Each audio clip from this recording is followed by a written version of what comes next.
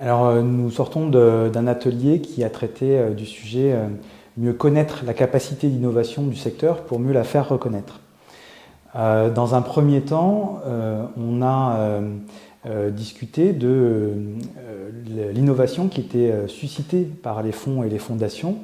Et elle est très large puisqu'il s'agit de répondre à des besoins qui ne sont pas couverts par les pouvoirs publics. Il s'agit de combler un manque aujourd'hui dans la prise en charge par les pouvoirs publics. Et donc on a parlé d'innovation dans le champ de l'emploi, du handicap, de la prévention ou de la recherche scientifique. Ensuite, on s'est demandé quels étaient les leviers de l'innovation au sein des fondations. Et donc le premier marqueur de l'innovation, c'est la question de la culture de l'organisation, l'histoire de l'organisation. Par exemple, quand on est une fondation d'entreprise, on va mobiliser des techniques du design thinking parce que l'entreprise maîtrise elle-même ces techniques, mais on va les mobiliser au profit d'une innovation sociale. Ou par exemple, on va mobiliser la recherche pluridisciplinaire quand on est une fondation universitaire. Et puis le deuxième levier, c'est celui de la gouvernance. Est-ce que l'innovation est portée politiquement au sein de mon organisation? Est-ce que dans mon process d'innovation, je vais mobiliser mes bénéficiaires? Est-ce que je vais impliquer mes partenaires et mes parties prenantes? Et puis le troisième levier, c'est quand on est une fondation, de se penser comme un animateur d'une communauté de solutions, un facilitateur de synergie entre des métiers, des regards différents qui sont porteurs d'innovation.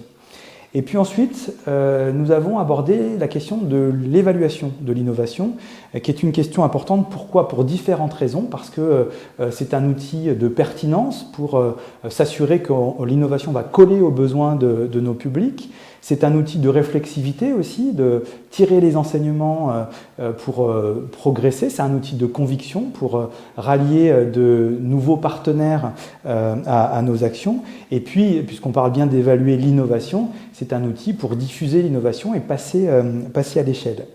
Et puis, toujours en matière d'évaluation de l'innovation, on s'est demandé comment en rendre compte.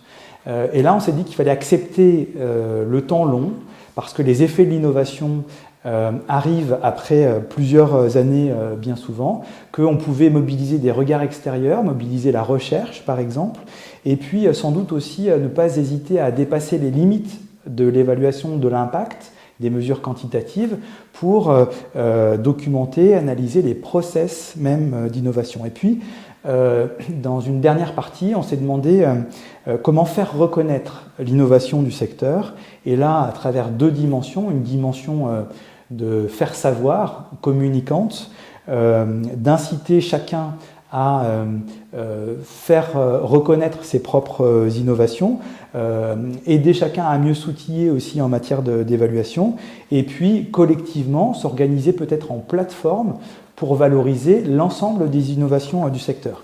Et dans une dernière dimension, faire reconnaître l'innovation du secteur, c'est la démarche du plaidoyer, donc là c'est une dimension politique, pour situer en fait l'innovation par les fondations au cœur en fait de la complémentarité entre la philanthropie privée et les pouvoirs publics dans le portage de l'intérêt général, avec sans doute un leadership aujourd'hui des fonds et fondations en matière d'innovation pour inspirer les politiques publiques.